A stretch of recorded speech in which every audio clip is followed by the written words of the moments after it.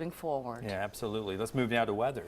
Yeah, we've got a few showers popping up as we speak right now, so it's not taking long for these thunder showers to develop, but they also die off just as quickly. Now, the next couple of days, we're going to have to deal with a weather aware. I've issued this for not only Saturday, but also on Sunday, and that is due to the wider spread coverage of thunderstorms that are headed our way, and some of those will produce a decent amount of cloud-to-ground lightning, and even possibly a few spots where we do have a little bit of flash flooding or at least some ponding. Our temperatures for the remainder of this evening in Birmingham, well, the models see the temperatures as gradually dropping, but there's a shower headed towards Birmingham, so that could affect these numbers. Plenty of sun, though, for those of you in Tuscaloosa, then a few clouds headed into the upper 70s by about 9 to 10 o'clock. Same scenario for Anniston, except for you are still locked into the clouds. Temperatures may actually go up a couple of degrees before going down.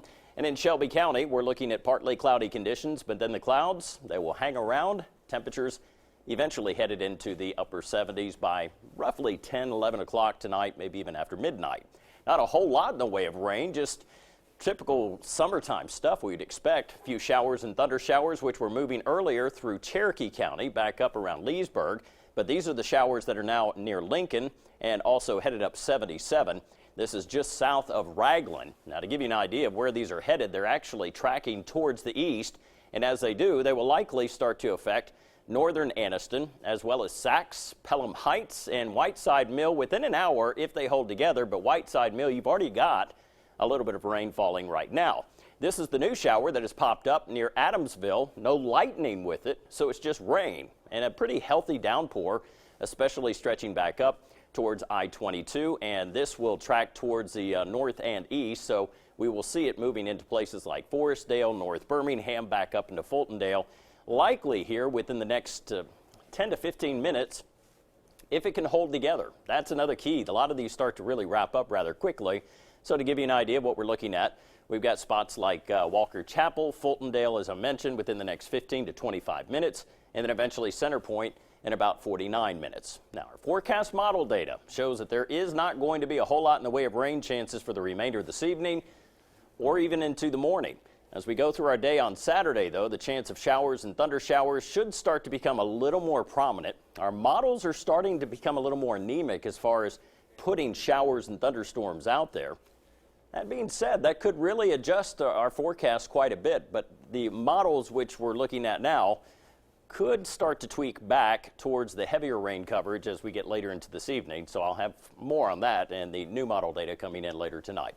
50% rain coverage not only for Saturday and Sunday, but that rain chance starts to go down as we get into the first of next week, and then we'll see it fluctuate anywhere from 50 to 30%. Temperatures stay in the low to mid 90s for highs. Nothing surprising or record-breaking here, but we will continue quite muggy. Jim? All right, Mark, thank you. Hey, you know, summer is the season for the stick and ball sports, but those two items can be very expensive. You mean baseball, right? Baseball, lacrosse? Stick and ball. Coming up, several teams are learning that they can win things for their team and the players. Chris Womack has our One Team at a Time and how they're helping this local program. The Munford Lady Lions are bigger than one name. Every season, the program has around 80 girls sign up, requiring 3 teams. The main thing is getting coaches, especially in public education. You're having to get teachers to coach, and sometimes it's a struggle just finding people to fill in positions. And filling in the equipment needs. Sometimes it's a struggle just to get stuff to make it through the season. Well, one softball team can go through a lot of equipment in a season, but when you got 3, it can be a potential nightmare. Coach, I'm Chris Womack with CBS 42. I brought along our head coach to try and help you out. I'm Tammy from the Hibbett Sports in Talladega, and on behalf of Hibbett Sports, One Team at a Time, CBS 42, we're pleased to present you with $1,000 worth of free equipment for the Munford Lady Lions. Which can allow these ladies opportunities down the road. It allows us just more opportunities and to get out and get our kids more exposure. For One Team at a Time, Chris Womack, CBS 42 News. Congratulations.